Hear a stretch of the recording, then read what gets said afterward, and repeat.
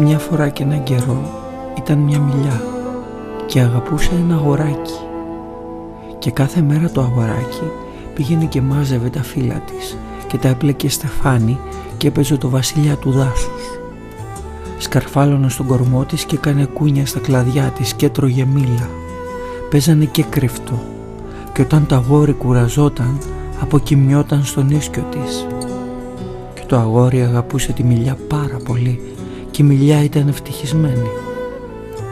Μα πέρασαν τα χρόνια και το αγόρι μεγάλωσε και πολλές φορές η Μιλιά έμενε μονάχη.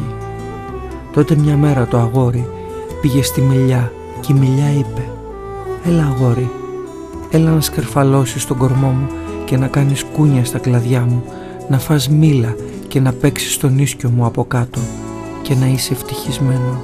«Είμαι μεγάλος πια για να σκαρφαλώνω και να παίζω», είπε το αγόρι.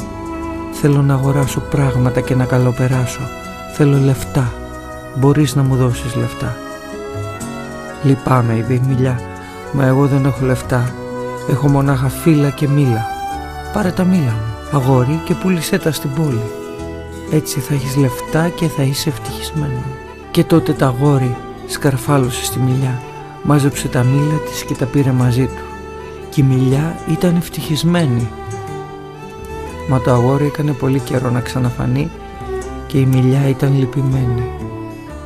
Ώσπου μια μέρα το αγόρι ξαναγύρισε και η Μιλιά τρεμούλιασε από τη χαρά της και είπε «Έλα αγόρι, έλα να σκαρφαλώσεις τον κορμό μου και να κάνεις κούνια στα κλαδιά μου και να είσαι ευτυχισμένο». «Δεν έχω πια χρόνο να σκαρφαλώνω», είπε το αγόρι. «Θέλω ένα σπίτι που να μου δίνει ζεστασιά», είπε. «Θέλω γυναίκα και παιδιά και γι' αυτό χρειάζομαι ένα σπίτι. Μπορείς να μου δώσεις ένα σπίτι?» «Εγώ δεν έχω σπίτι», είπε η Μιλιά. «Σπίτι μου είναι το δάσος. Μα μπορείς να κόψεις τα κλαδιά μου και να χτίσεις ένα σπίτι. Τότε θα είσαι ευτυχισμένο». Κι έτσι το αγόρι έκοψε τα κλαδιά της και τα πήρε μαζί του για να χτίσει το σπίτι του. Και η Μιλιά ήταν ευτυχισμένη. Μα το αγόρι έκανε πολύ καιρό να ξαναφανεί και όταν γύρισε η Μιλιά πια ήταν τόσο ευτυχισμένη που ούτε να μιλήσει καλά δεν μπορούσε. «Έλα αγόρι», ψιθύρισε, «έλα να παίξεις».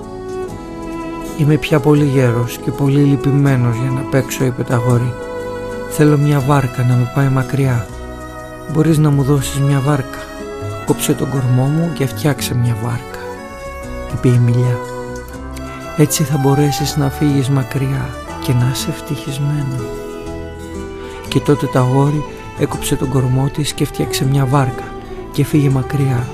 Και η Μιλιά ήταν ευτυχισμένη, μα όχι πραγματικά.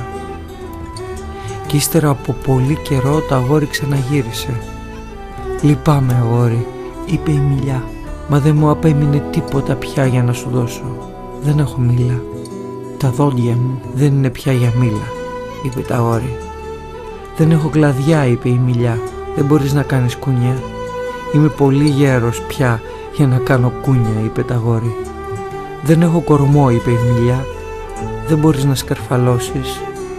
«Είμαι πολύ κουρασμένος πια για να σκαρφαλώνω», είπε το αγόρι.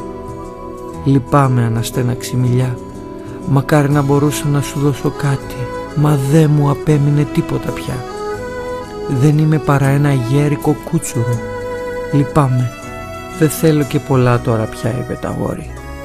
«Μονάχα ένα ήσυχο μέρος να κάτσω και να ξαποστάσω. Είμαι πολύ κουρασμένος».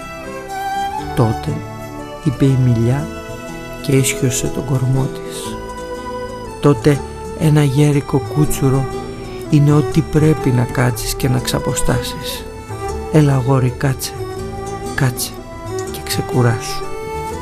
Και το αγόρι έκατσε και ξεκουράστηκε και η Μιλιά ήταν ευτυχισμένη.